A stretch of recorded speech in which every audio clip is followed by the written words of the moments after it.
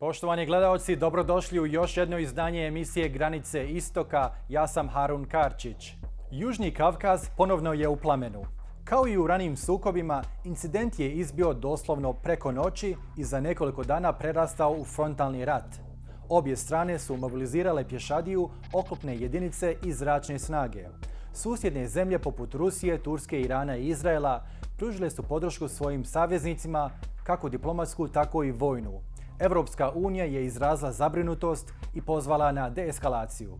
Zbog čega ratuju Armenija i Azerbejdžan? Kome pripada Nagorno-Karabakh? Koga podržava Izrael, a koga Iran? Analiziramo u ovom izdanju emisije. Prije razgovora sa našim gostima, pogledajmo uvodni prilog o najnovim dešavanjima u Južnom Kavkazu. Grad Goris u Armeniji najbliži je Nagorno-Karabahu, stoga tamo bježe hiljade raseljenih uslijed borbi s Azerbejdžanom. Mnogi imaju samo odjeću u kojoj su pošli. Mladi volonteri raspoređuju kutije s donacijama i na taj način im osiguravaju osnovne životne potrepštine.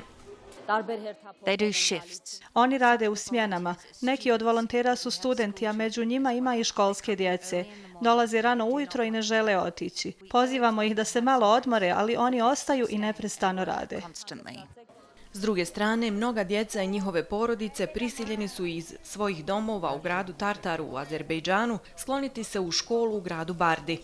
Lokalne agencije za pomoć nude pomoć u izbjegličkim centrima, uključujući isporuku hrane i prekrivače za bebe.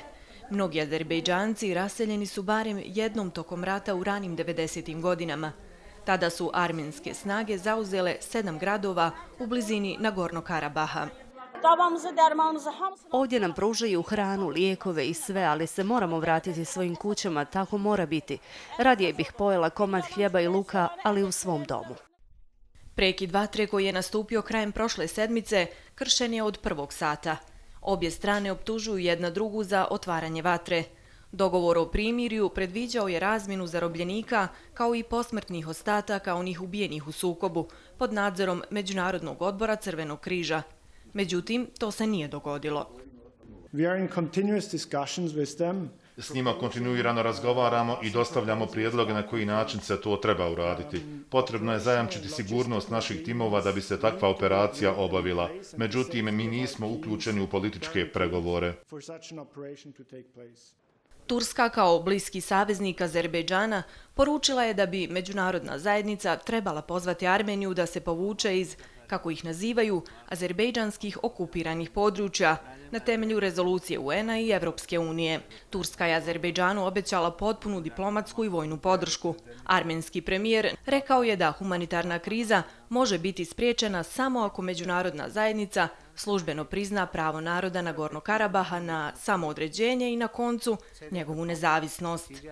Ermina Skorupan-Huseinović, Al Jazeera. Ovo je regija Nagorno-Karabakh. Tu pokrajinu naseljavaju pretežno pravoslavni Armeni, a nalazi se u većinskim muslimanskom Azerbejdžanu. Krajem 80-ih, vidjevši da se raspada Sovjetski savez, izbile su tenzije i neredi. Etnički Armeni u Nagorno-Karabahu su proglasili nezavisnost i zatražili pripajanje susjednoj Armeniji. Azerbejdžan se usprotivio cijepanju vlastite teritorije. Izbio je rat između Azerbejdžana i pobunjenika u Nagorno-Karabahu pod pomognutim armenskom vojskom i oružjem. Rat je trajao od 1988. do 1994. godine i završio je potpunom kontrolom Armenije nad ne samo pokrajinom Nagorno-Karabahom, već i okolnih mjesta. Ukupno, armenske snage i njima lojalni pobunjenici iz pokrajine Nagorno-Karabakh zauzeli su blizu 20% teritorije Azerbejdžana. U borbama je ubijeno blizu 30.000 ljudi, dok je više od 1 milion raseljeno u susjedne zemlje. Kad je riječ o regionalnom savezništvu, Rusija vojno podržava Armeniju. Tu ima 2 vojne baze sa gotovo 5.000 vojnika. Ipak, sebe vidi u ulozi poštenog posrednika i smatra se neutralnom i prodaje oružje i vojnu opremu objema stranama. Turska vojno podržava Azerbejdžan zbog izuzetno prisnih odnosa dviju država i naroda. Azerbejdžan je među prvim zemljama koji su kupile turske vojne dronove Bayraktar TB2. Iran je također podržao Armeniju jer ima komplikovan odnos sa Azerbejdžanom. Naime, u prošlosti je Perzijsko carstvo kontrolisalo cijeli Kavkaz, uključujući i Azerbejdžan, ali je to izgubljeno nakon Rusko-Perzijskog rata 1828. godine. Iran je pokušao proširiti svoj utjecaj u Azerbejdžanu ranih 90. godina, ali bez mnogo uspjeha. Sa druge strane, sjeveroistočni dio Irana je nekada pripadao Azerbejdžanu i u njemu i dalje živi veliki broj etničkih Azera. Kako Azerbejdžan ima teritorijalne pretenzije prema tom dijelu Irana, Teheran je logikom neprijatelj mog neprijatelj je moj prijatelj odlučio podržati Armeniju. Azerbejdžan i Armenija zbog višegodišnjih tenzija odvajaju mnogo novca za vojsku. Armenija je prošle godine izdvojila 4,8% svog BDP-a, a Azerbejdžan 3,8% za oružje i opremu. Južni Kavkaz je također bitan zbog nalazišta plina u Kaspijskom jezeru. Tu se unutar azerbejdžanske teritorije nalazi Šah Deniz plinsko polje koje je među najvećim u svijetu. Plin se transportuje plinovodom poznatim kao BTC, odnosno Baku Tbilisi Ceyhan. Iz turske luke Ceyhan ukapljeni plin se transportuje i prodaje širom svijeta. Zatim, iz Azerbejdžana se također transanadolskim plinovodom, odnosno TANAP-om, transportuje plin kroz cijelu Tursku prema gradu Edirne. Jedan dio isporuke namijenjen je turskim potrošačima, dok ostatak ide ka jugoistočnoj Europi kroz transjadranski plinovod i Italiji kao konačnoj destinaciji. Detaljnije o sukobu u Nagorno-Karabahu pojašnjava nam Laurence Broers, stručnjak za Kavkaz u istraživačkom centru Chatham House u Londonu. Lawrence, hello and welcome to the Al Jazeera Balkans channel. Now, going back into history, why did the Soviet government designate Nagorno-Karabakh as an autonomous region within Soviet Azerbaijan in the 1920s? And how widespread was violence between Armenians and Azeris that predated their incorporation into the Soviet Union? Well, Armenia and Azerbaijan had this very brief period of independence between 1918 and 1920 after the collapse of the Russian Empire. And there were a number of areas, Nakhichevan, Zangezur, and Nagorno-Karabakh, that were contested between Armenians and Azerbaijanis. There was quite extensive violence, huge-scale massacres in Baku, in particular, of both nationalities in this period. And so, when Armenia and Azerbaijan were reincorporated into their northern neighbor, this time in the form of the Soviet Union. The idea of establishing territorial autonomies was a conflict resolution mechanism. The Bolshevik regime was trying to resolve the conflict that it inherited from the previous independence period. It left contested territories in the hands of those who controlled the territory at the time of incorporation, and Azerbaijan had suppressed a rebellion, had pacified a rebellion in Nagorno-Karabakh in March 1920. But to compensate the Armenians who didn't want to become part of Azerbaijan, they were given territorial autonomy. So, in a way, this territorial setup was a means to resolve pre-existing conflict, but it left neither side satisfied. Armenians wanted to be unified with Armenia, and Azerbaijanis didn't want to have this autonomous formation within their republic. Right. But did Azerbaijan ever want to incorporate Nakhchivan into its own territory? Were there any such attempts in the past? Well, Nakhichevan was a different case. It was made an autonomous republic rather than a region, so it was higher up in the hierarchy. But that was really a function of regulating the Soviet Union's external relationship with Kemalist Turkey at the time. So Turkey agreed to this. It's the guarantor, the formal guarantor of autonomy in Nakhichevan. But Nakhichevan was not an ethnic entity as such. It wasn't designated as such. So it was an Azerbaijani autonomous republic within Azerbaijan. Obviously, there had been quite severe conflict, and the movement of the Armenian population of Nakhichevan out of that territory had already largely happened prior to the establishment of a Soviet autonomous republic there. But I think it's important to note that Nakhichevan was seen in Nagorno-Karabakh by the Armenians in Nagorno-Karabakh as a potential future for themselves. They could see, and they claimed that as Nakhichevan was depopulated of Armenians, the same thing would happen in Nagorno-Karabakh. And right. over time, the violence erupted in the late 1980s. It lasted until 1994. How did Nagorno-Karabakh manage to maintain de facto autonomy since the ceasefire following the end of the war? And how significant is Armenia's military and financial support in propping the government of the self-declared Republic of Nagorno-Karabakh? Yes. I mean, Nagorno-Karabakh is regarded in different ways. The terms are very different. It's a breakaway territory or a de facto state. So it sees itself as a separate state.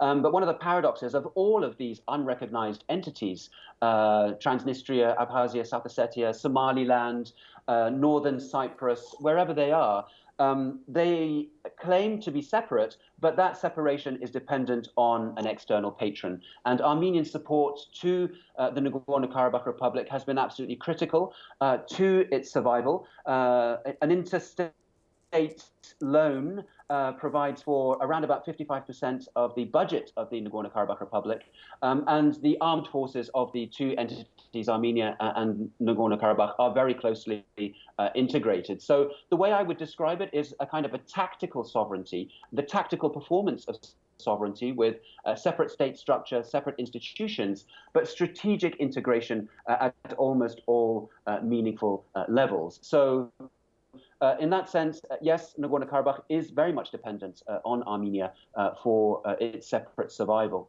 Mm-hmm. Now, as far as Russia is concerned, it has 2 military bases, close to 5,000 soldiers in Armenia. Have relations between Moscow and Yerevan always been close? You know, I wouldn't necessarily describe it as a close relationship. Armenia needs to have some external support in order to balance its own asymmetry with Azerbaijan. Azerbaijan's population is about 3 times bigger than Armenia's. You have all the oil and gas revenues. This has allowed Azerbaijan to rearm. Billions of dollars have been spent on the Azerbaijani defense sector. So Armenia relies on borrowing power from Russia in order to sustain its rivalry with Azerbaijan. But that support, of course, comes at a cost. So there have been moments when Armenia's sovereign choices have been very much restricted and decided for it by Moscow.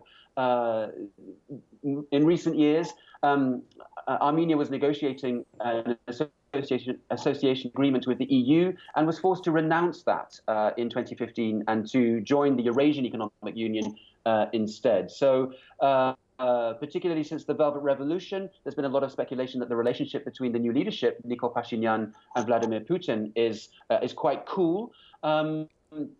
So in that sense, I think it really is a marriage of necessity. Armenia has always been the outsider, I would say, within Russian-led regional and economic security structures, rather than a genuinely close ideological ally for Russia.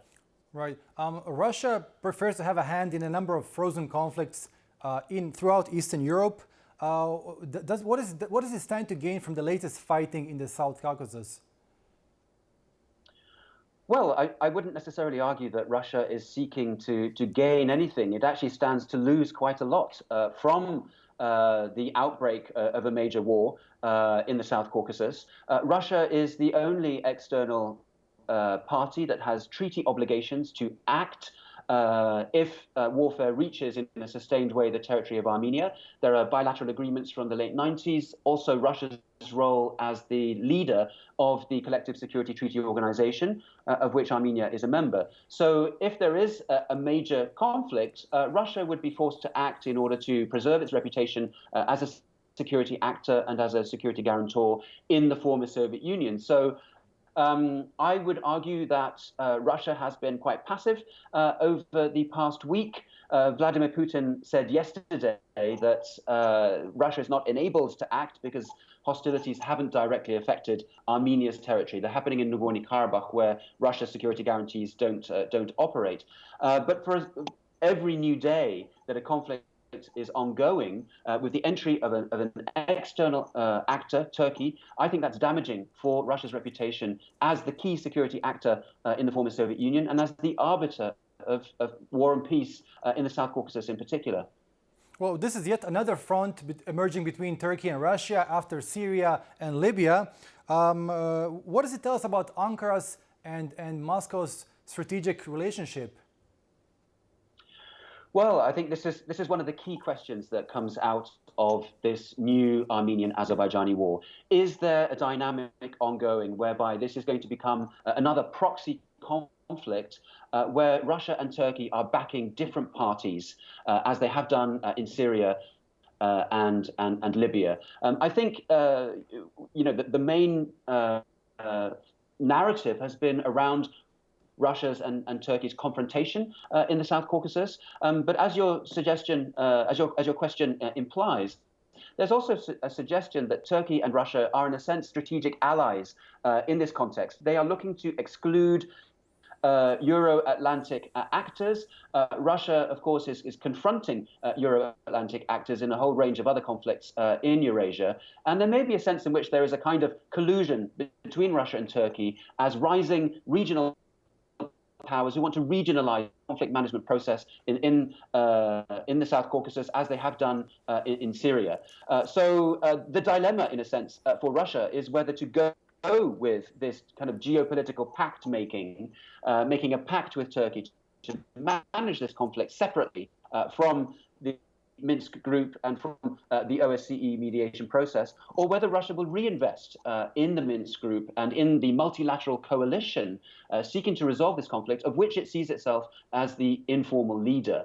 And I think this is going to be a key dynamic that we will see unfolding in the coming days. Right. And Laurence, finally, if you look back from a historical perspective, Tsarist Russia, Ottoman Turkey and Safavid Iran have been battling for the Caucasus for many, many years until the signing of the Treaty of Gülistan and Turkmenchai. Why is the Caucasus so important to these superpowers?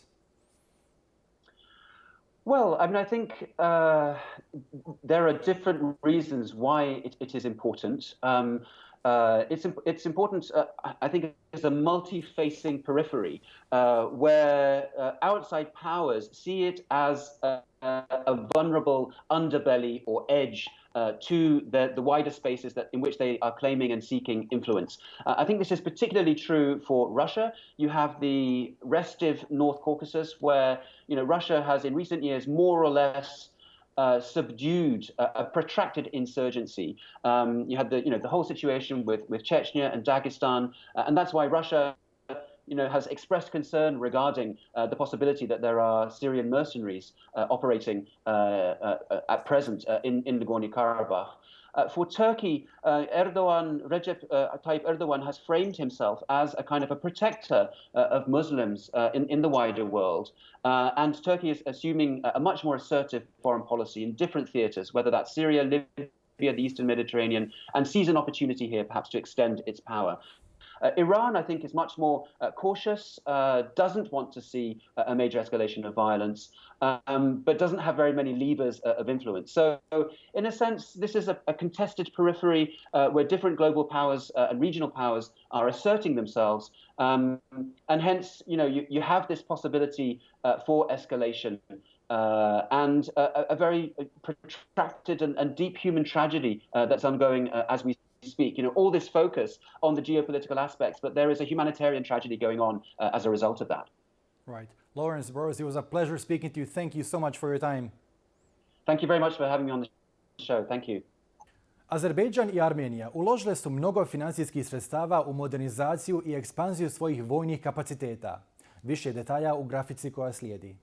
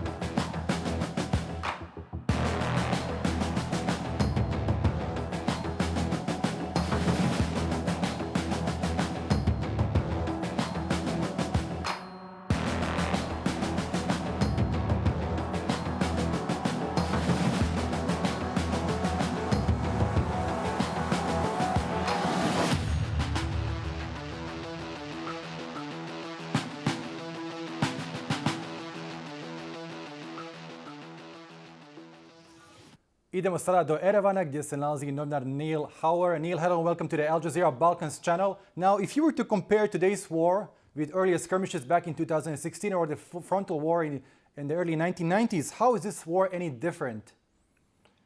I mean, I would say that this war has a lot more in common with the war in the early 1990s than it does with 2016. I mean, 2016, it was heavy fighting, but it was a much smaller scale and with no clear objectives for either side. Whereas this is a full-scale Azerbaijani assault, backed heavily by Turkey, with the goal of recapturing large amounts of territory, and changing the balance on the ground.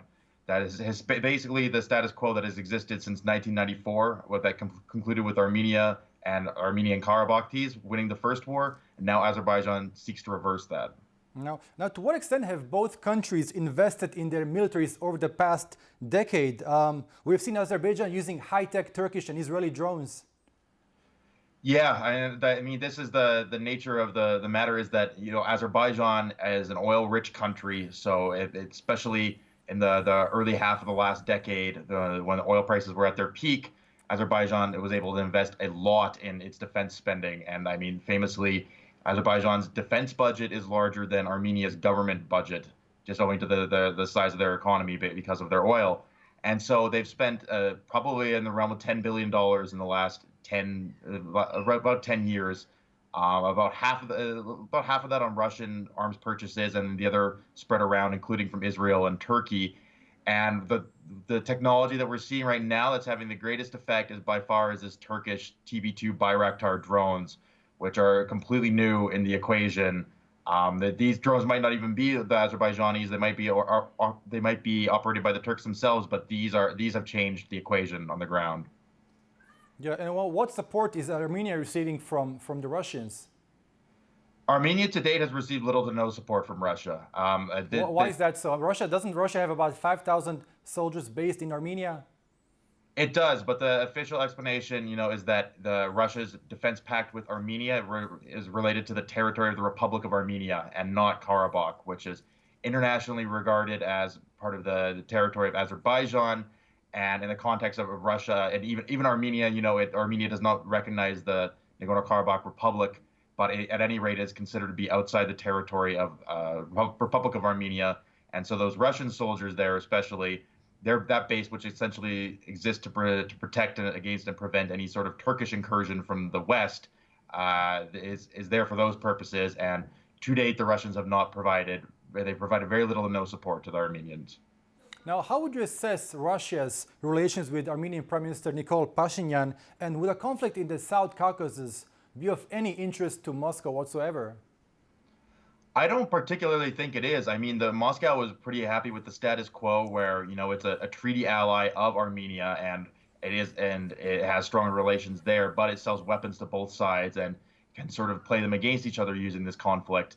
Moscow, of course, does not have great relations with Nikol Pashinyan himself, and especially the way in which he came to power. This popular revolution is something that Moscow very much dislikes. But is he viewed as being too pro-Western?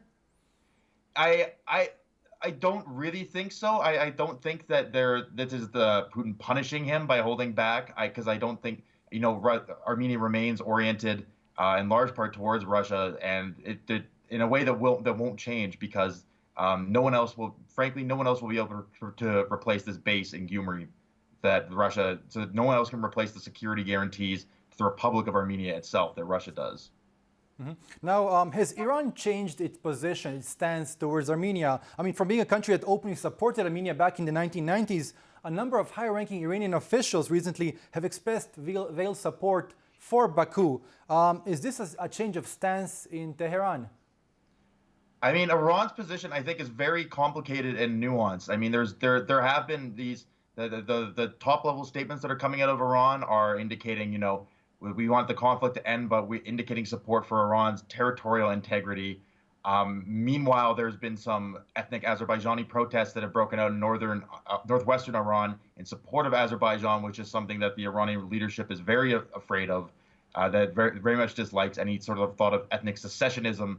So I think overall they still do have, and especially the presence of these Syrian mercenaries fighting for Turkey in Karabakh, who are the same drawn from the same groups that Iran has been fighting in Syria for the last 9 years. And so I think Iran, on balance, is still would prefer to see Armenia come out of this conflict as the victor, but it's walking a delicate situation. Right, but there have also been some troop movements towards the Iranian-Armenian border. True, I think it's just stationing tanks and infantry there in case things spill over, as they have in the past few days, just in terms of artillery shells hitting Iranian territory. I don't think they're prepared. To intervene, but then, I would have said, and I think everyone would have said 2 weeks ago, there's no way that Syrian mercenaries will be fighting in Azerbaijan for the Azerbaijanis. So I wouldn't rule anything out at this stage. Right. And finally, Neil, a number of important gas and oil pipelines pass through the region. The Baku-Tbilisi-Ceyhan pipeline, the TANAP or Trans-Anatolian pipeline, etc.